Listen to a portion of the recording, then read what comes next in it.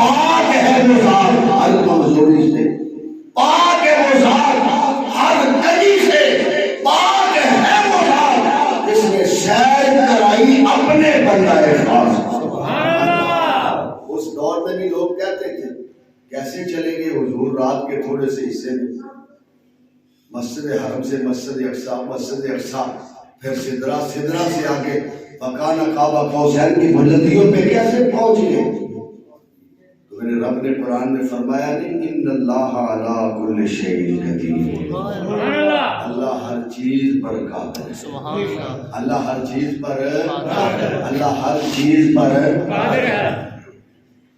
مسجد میں نا ایک دفعہ مسجد کا دروازہ بند ہوتا ہے تو مؤذن آیا، مسجد میں آیا تو دروازے پہ شیطان کھڑا ہو گیا آنے سے، مؤذن کے آنے سے پہلے۔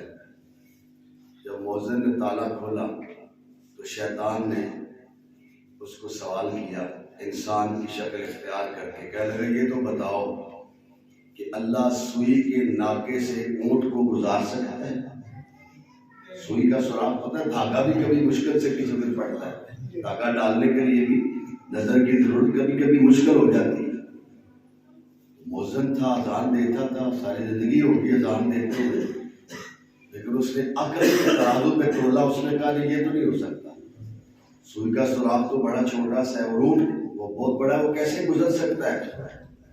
تالا کھولا، مؤذن نے اذان دی، شیطان دروازے پہ کھڑا تھا، اپنے چیلوں کو کہنے لگا دیکھو اس کا ایمان تو ختم ہو گیا، ساری زندگی ہو گئی اذانیں دیتا ہے اور اس کا ایمان اللہ کی ذات پہ دیکھو کتنا کمزور ہے، ختم ہو گیا تھا۔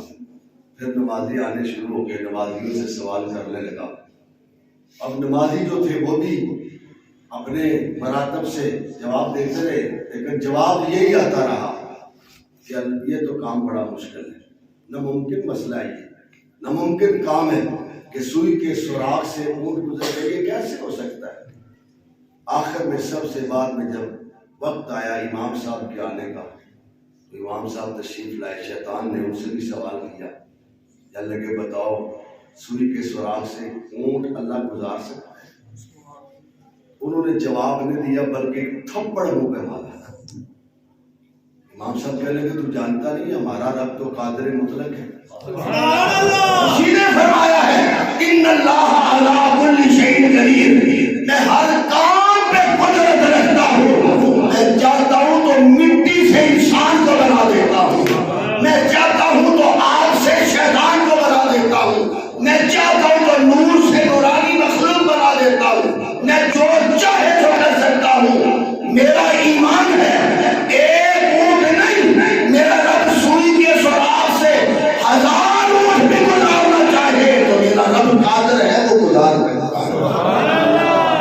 شیطان ساتھیوں کو کہنے لگا دیکھو وہ ساری زندگی نماز پڑھتے لیکن یہ قرآن کو جانتا ہے، احادیث کو جانتا ہے، علم نور سے اس کا سینہ روشن ہے، اس کے سینے میں نور ہے علم کا، اس نے ایمان بھی بچا لیا، مجھے بھی شکست دے دی۔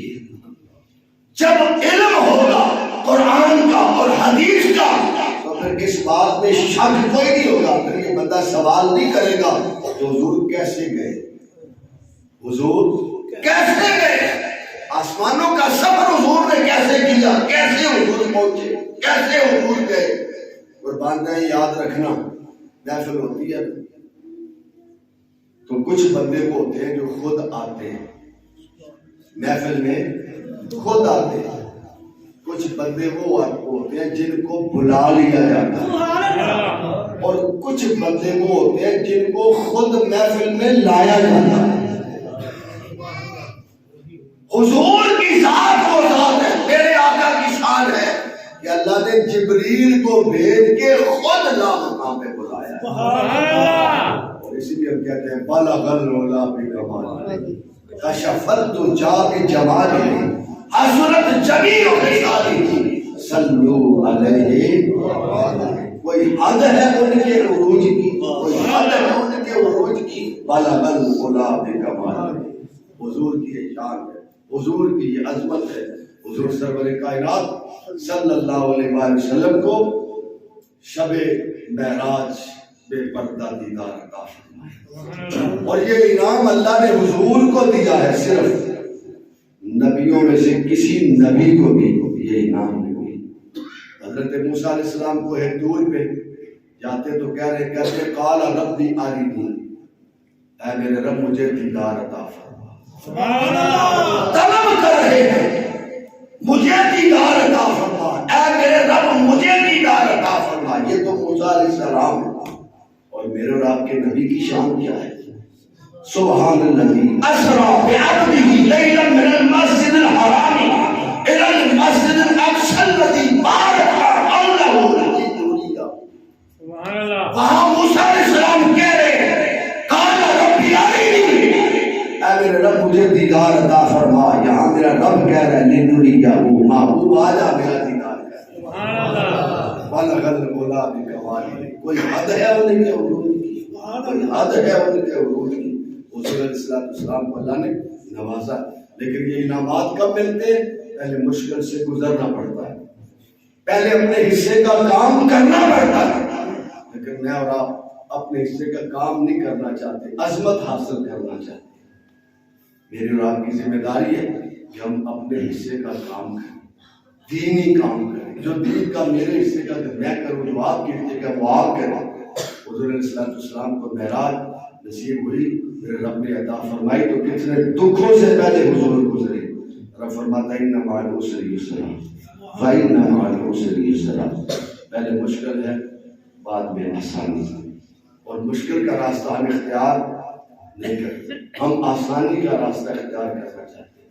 آئیے آج اس بات کا عہد کریں کہ ہم دین متین کے لیے اپنی اپنی ذمہ داری، اپنے اپنے حصے کا کام کریں گے، اپنی ذمہ داری ادا کریں گے.